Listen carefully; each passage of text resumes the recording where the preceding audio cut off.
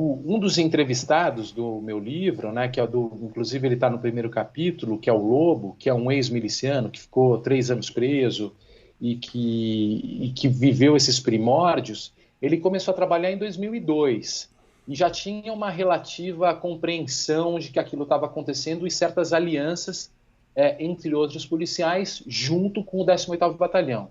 Então ele trabalhou de 2002 a 2005. Quando ele foi convidado, ele era segurança de uma casa noturna junto com alguns policiais. Os policiais falaram para ele conseguir um emprego que ia pagar mais dinheiro.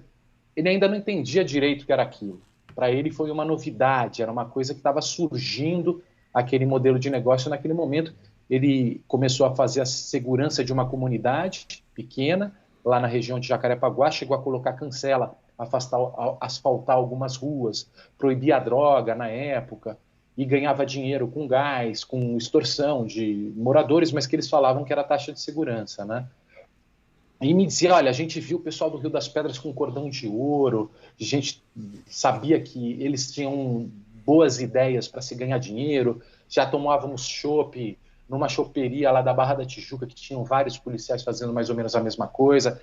É esse comecinho dos anos 2000 que a coisa começa a se espalhar e a virar uma boa ideia e ser replicada e copiada por vários, né? Com a conivência do grande batalhão de área, que é o 18º, que também tem um papel importante nessa cena. E Rio das Pedras começa a crescer, é um bairro que começa a crescer quando a cidade do Rio começa a crescer, né? A partir dos anos 60, se criam os túneis e avenidas para ligar a Zona Sul com a região oeste essa área de Jacarepaguá e Barra da Tijuca.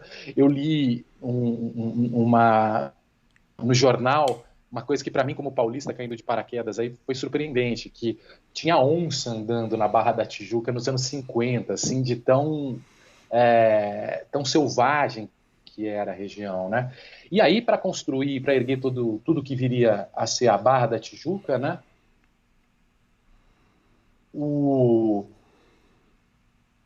Os moradores começam a morar ao lado, perto da região, né? E começam a formar seus bairros. E a Associação de Moradores do Rio das Pedras é construída e formada com o objetivo de mediar a chegada desses moradores e organizar a habitação nesses bairros. E ganha muito poder, né? Porque eles passam de um núcleo de 500 pessoas para 40 mil pessoas, é quase uma cidade média do Brasil. E com a Associação de Moradores tendo essa centralidade. A partir dos anos 90, o chefe é morto, depois a mulher dele é morta, e assume esse grupo de policiais que vão começar a administrar isso e se relacionar, inclusive, com os políticos. No caso de Santa Cruz, começa de uma outra forma, principalmente a partir do transporte clandestino e das vans, que começam em 1990. Um grupo de policiais é contratado para fazer segurança de vans, porque tinha aquela disputa das melhores linhas, era um mercado muito violento, e eles percebem que, em vez de fazer segurança, eles podiam ser donos dos negócios, né? Afinal de contas, eles tinham as armas. E também passam a dominar o transporte clandestino e as associações de bairro tendo uma relação mais clientelista, com a população em ascendência muito grande com a população. Então é a Liga da Justiça, a partir daí, que é formada, e no caso da CPI e no caso do Rio das Pedras, é o grupo do Félix Tostes, do Natalinho, do Nadinho, do Rio das Pedras, que vai ser eleito vereador, e são os dois núcleos principais que vão se transformar muito a partir de 2008 com a CPI das milícias. Aí tem uma outra fase, novas transformações e novas cenas, né? Mas a origem vem um pouco daí. E a expansão ocorre principalmente em Jacarepaguá a partir dos anos 2000, replicando o modelo do Rio das Pedras com a conivência do 18º Batalhão, que controlava a região, né? Vamos para o 18º Batalhão? O que é esse 18º Batalhão da Polícia Militar do Rio de Janeiro? Onde que ele fica e qual é a relevância dele na história das milícias? O 18º Batalhão é o batalhão de Jacarepaguá. E a região de Jacarepaguá é justamente para onde se expande as milícias, seguindo o modelo do Rio das Pedras, né? Recentemente houve, inclusive, uma série de denúncias que foram publicadas agora, voltando a falar do 18º Batalhão. Essa ligação deles com a milícia até os dias de hoje, né? Depoimentos que foram divulgados. Esse entrevistado, que é o primeiro entrevistado e que abre o livro, né, que é esse ex-miliciano, ele conta várias parcerias. Ele entrava, chegava a entrar no 18º Batalhão, sair com armas, usava uniformes deles, né?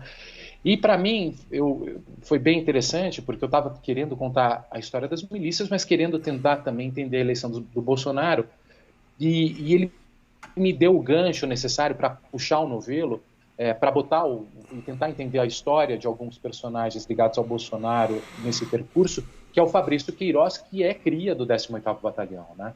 A carreira do Fabrício Queiroz foi feita nos anos 80 e começo dos anos 2000 no 18º Batalhão, com uma série de ações suspeitas. Ele era um policial que foi envolvido numa série de ocorrências problemáticas, né? Desde suspeitas de arrego contra extorsão de traficantes e tudo mais. E a partir de 2003, que lá no 18º Batalhão também, ele vai trabalhar com o capitão Adriano, o então tenente capitão Adriano da Nóbrega, e matam uma pessoa junto em Cidade de Deus, criando o início de um laço que seria mais uma das histórias absurdas da polícia e da violência do Rio, se eles não fossem tão próximos e não estivessem estritamente ligados ao gabinete da pessoa que iria se tornar presidente do Brasil, né? Pois é, o Bolsonaro já conhecia o Queiroz, né? Desde os tempos do Exército. Essa relação era mais antiga. Eu estou falando do presidente, né? Do Jair.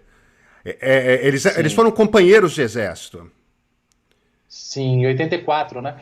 E o Queiroz, inclusive, eu vim saber depois, eu não sei nem se eu cito no livro, mas que ele foi motorista do Mourão, né? No Exército. Você então, cita isso no livro? Cito, né? Cita. Que é curioso, né? Isso também.